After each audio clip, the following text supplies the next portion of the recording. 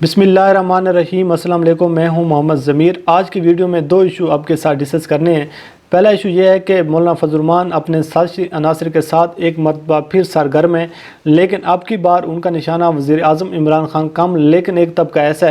ہے جو ابھی تفصیلات آپ کے ساتھ ہم شیئر کرنے جا رہے ہیں، تو آپ کو اندازہ ہوگا کہ کیا کوئی شخص ایسا بھی ہے جو اپنے اقتدار کی ہوس میں آ کر اتنا اندھا ہو جاتا ہے اور اپنی انتقامی کارروائیوں کی آڑ میں آ کر اتنا پاگل ہو جاتا ہے کہ اس کا یہ بھول جاتا ہے کہ میرے اس عمل سے نہ جانے کتنی لوگوں کی جانوں کا نقصان ہو سکتا ہے، کتنے لوگ جان کی بازی ہار سکتے ہیں۔ لیکن خیر، مولانا فضل الرحمان ایک ایسی شخصیت ہیں جس سے آپ ہر قسم کی توقع رکھ سکتے ہیں، کیونکہ ان کو سب سے بڑا مسئلہ یہ ہے کہ ان کو جب سے اقتدار سے باہر کیا گیا ہے، جب سے اس عوام نے ان کو ریجیکٹ کیا، اور خاص طور پر اس عوام نے جو اس کے اپنے حلقے کی عوام تھی، تو اس دن سے لے کر آج کے دن تک وہ ہر وہ کام کر رہے ہیں جس کام کی آپ ان سے توقع نہیں کر سکتے۔ لیکن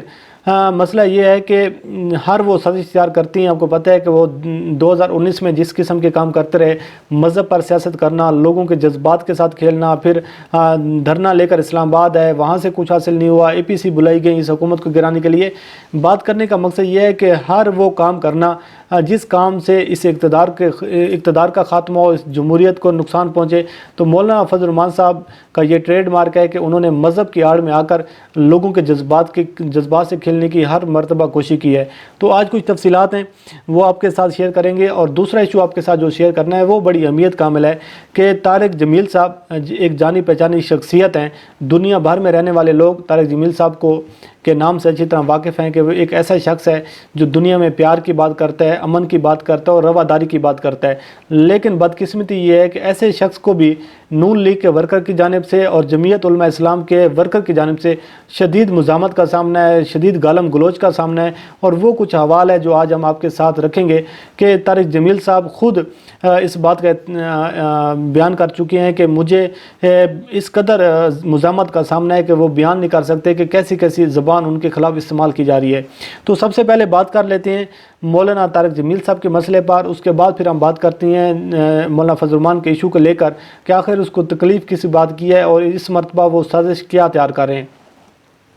طارق جمیل صاحب کو اگر آپ دیکھیں تو طارق جمیل صاحب کا شمار میں جیسے پہلے کہہ چکا ہوں کہ ان لوگوں میں ہوتا ہے جو دنیا بھر میں ایک امن کی بات کرتے ہیں، پیار کی بات کرتے ہیں، رواداری کی بات کرتے ہیں، اور جب بھی آپ نے اس کو دیکھا ہے، ان کے بیانات کو آپ سنیں تو کہیں سے نہیں لگتا کہ ان کا کسی کوئی سیاسی جماعت سے کوئی تعلق ہو یا کسی کوئی خاص ایجنڈے پر ہو، بلکہ ہمیشہ وہ ایک محبت اور لوگوں کو جوڑنے کی بات کرتے ہیں۔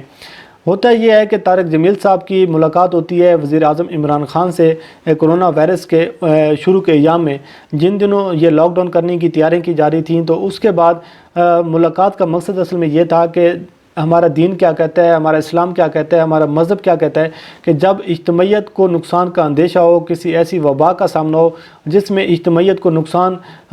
کا خطرہ ہو سکتا ہے، تو ایسے حالات میں کیا ہمارے مذہب ہمارا کیا کہتا ہے، دین ہمارا کیا کہتا ہے کہ کیا مذہبی اجتماع پر جو پابندی ہے وہ عائد کی جا سکتی ہے، کیا جمعے کی بعد جماعت نماز اور اس کے اجتماع کو ہم مؤخر کر سکتے ہیں، اس پر پابندی عائد کی جا سکتی ہے یا پھر اس کو محدود کیا جا سکتا ہے۔ تو یہ حوالہ تھوڑا سا اس حوالے سے ڈسکشن کرنے کا مقصد تھا۔ لیکن اس کے بعد آپ نے دیکھا جو ایک رد عمل آیا، آپ کو ساری تفصیلات کا اچھی طرح اندازہ ہے، اس کو بتانے کی ضرورت نہیں ہے کہ علماء کرام کی جانب سے اس بات پر اتفاق سامنے آیا کہ اس کو محدود کیا جا سکتا ہے، اجتماع پر پابندی لگائی جا سکتی ہے جب اجتماعی طور پر کسی وبا کا سامنا ہو۔ خیر، اس کے بعد آپ نے دیکھا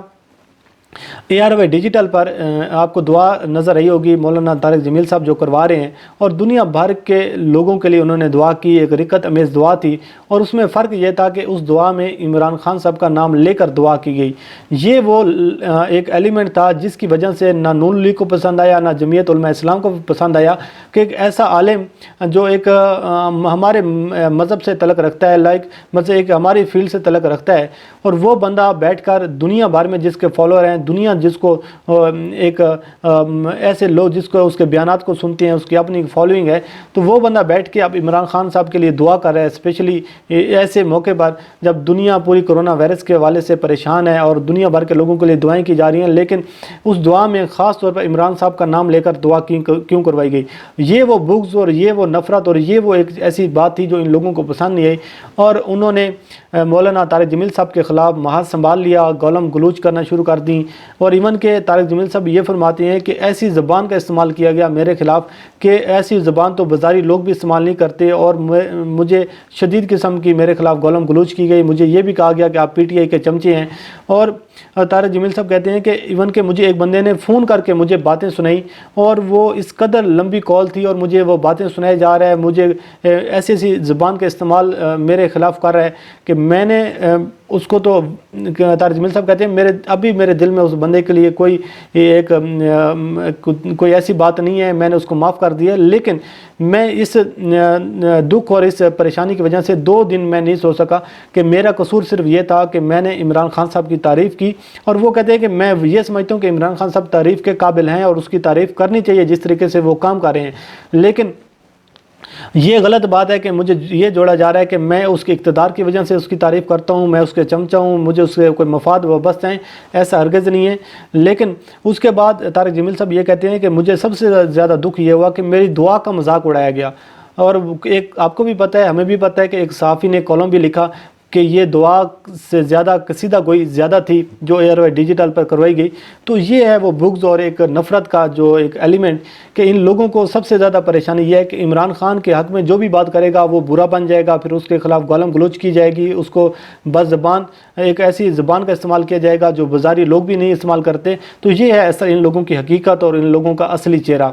جو دوسرا ایشو آپ کے ساتھ ڈسکس کرنا ہے وہ ایشو یہ ہے کہ مولانا فضل الرحمان کون سی سازش تیار کر رہے ہیں، کس طبقے کو ٹارگٹ کرنے کی کوشش کر رہے ہیں۔ بات دراصل یہ ہے کہ جب جزوی لاک ڈاؤن کا اعلان کیا گیا تو اس اعلان کے موقع پر کچھ شعبوں کو کھولنے کی اجازت دی گئی، کچھ شعبوں پر تاحال بھی پابندی عائد ہے، اور ایسے موقع پر مفتی منیب الرحمان کا ایک بیان سامنے آیا۔ اس کا کہنا یہ تھا کہ جب آپ مختلف شعبوں کو کھولنے کی اجازت دے رہے ہیں تو اب لاک ڈاؤن کا اطلاق مساجد پر نہیں ہوگا۔ یہ ایک ایسا سمجھ سے بالاتر اور غیر منطقی بیان تھا جس کی وجہ سے لاکھوں لوگوں کی بلکہ کئی لوگوں کی جانوں کو نقصان پہنچ سکتا ہے۔ لوگوں کے جذبات سے کھیل کر ایسے فیصلے کیے جا رہے ہیں ہمارے مذہبی رہنماؤں کی جانب سے کہ صرف مذہب کی آڑ میں آ کر آپ عمران خان صاحب کے ساتھ دشمنی نہیں کر رہے بلکہ کئی لوگوں کے ساتھ دشمنی کر رہے ہیں جس کی وجہ سے وہ لوگ اس سے متاثر ہوں گے۔ آپ امریکہ کی مثال دیکھ لیں، آپ اٹلی کی مثال دیکھ لیں، آپ یورپ کی مثال دیکھ لیں، ایسے ایسے ممالک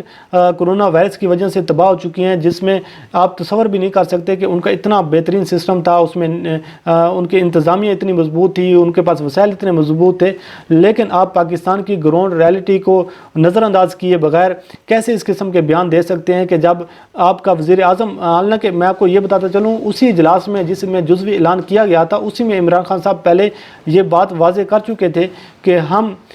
رمضان المبارک کے حوالے سے تمام پاکستان میں جو فقہ کے مختلف علماء اکرام ہیں ان کو اکٹھا کر کے ایک فیصلہ کرنے جا رہے ہیں کہ رمضان المبارک میں لوگوں کو کتنی آسانی دینی ہے اور اس حوالے سے کیا حکمت عملی ترتیب دینی ہے، کیونکہ رمضان المبارک میں لوگ اجتماعی طور پر عبادات کرتے ہیں، نماز تراویح ہوتی ہے، اور اب ہم یہ فیصلہ کریں گے کہ کیا پلان ترتیب دینا ہے، کیونکہ ایک طرف لوگوں کو کرونا وائرس سے بچانا ہے تو دوسری جانب لوگوں کو مذہبی طور پر تھوڑی سی آسانیاں فراہم کرنی ہے۔ تو اس حوالے سے 18 تاریخ کو صدر پاکستان کی زیر صدارت اجلاس بھی طلب کر لیا گیا ہے جس میں یہ فیصلہ کیا جائے گا کہ آنے والے دنوں میں کیا حکمت عملی تیار کرنی ہے۔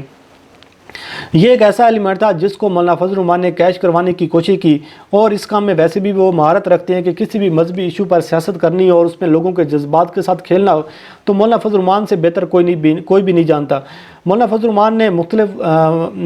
جو فقہ کے علماء کرام ہیں ان سے رابطہ کرنے کی کوشش کی اور ان کو یہ بیان کرنے کی کوشش کی کہ آپ نے 18 تاریخ کو ہونے والے اجلاس میں مخالفت کرنی ہے، کیونکہ عمران خان صاحب مساجد کے ساتھ دشمنی کر رہے ہیں، ان کا ایجنڈا مدارس کو ٹارگٹ کرنا ہے، تو یہ اب ہم نہیں ہونے دیں گے۔ مختلف شعبوں کو اگر آپ کھول سکتے ہیں تو اللہ کے گھر کو کیوں نہیں کھول سکتے؟ مگر ایسے ایسے بیان دے کر، ایسے ایسے لوگوں کے جذبات سے کھیل کر اب وہ لوگوں کو عمران خان کے خلاف کرنے کی کوشش کر رہے ہیں۔ لیکن مولانا فضل الرحمان کو یہ بات یاد رکھنی چاہیے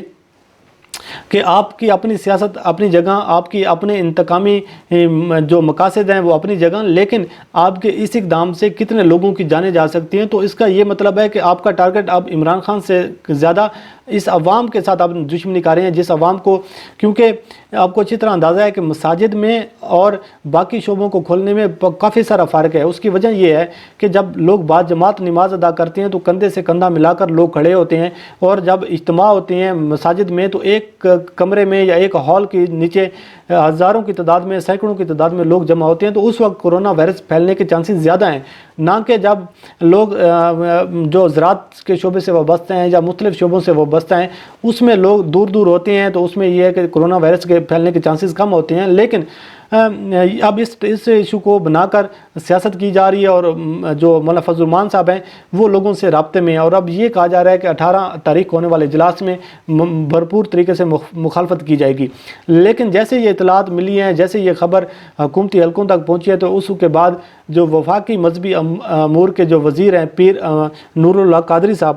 وہ ایکٹیو ہوئے ہیں، وہ متحرک ہوئے ہیں، اور انہوں نے مختلف رہنماؤں سے، مختلف علماء کرام سے رابطہ کرنے کی کوشش کی۔ آپ نے دیکھا ہے کہ عمران خان صاحب اور طارق جمیل صاحب کی بھی ملاقات ہوئی ہے، تو انہوں نے اب یہ چیزیں کور کرنے کی کوشش کی ہیں، اور جتنے بھی علماء کرام سے ان کا رابطہ ہوا ہے ان کا یہ کہنا ہے کہ ہم حکومت کے ساتھ کھڑے ہیں، اور ہم انشاءاللہ ایک بہترین حکمت عملی تیار کر کے جس میں عوام کا بھی فائدہ ہو اور ہم کرونا وائرس سے بھی ہم بچ سکیں، تو اس کے حوالے سے ہم حکومت کے ساتھ، اور حکومت بہترین کام کر رہی ہے۔ لیکن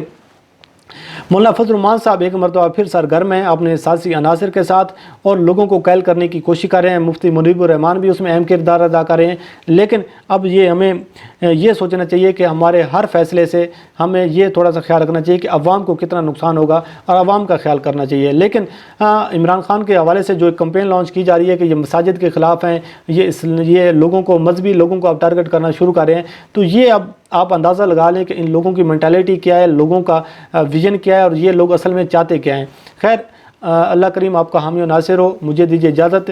دعاؤں میں یاد رکھیے گا، انشاءاللہ آنے والے دنوں میں جو بھی ڈیولپمنٹ ہوتی ہے ہم آپ کو آگاہ کرتے رہیں گے۔ مجھے دیجیے اجازت، خدا حافظ۔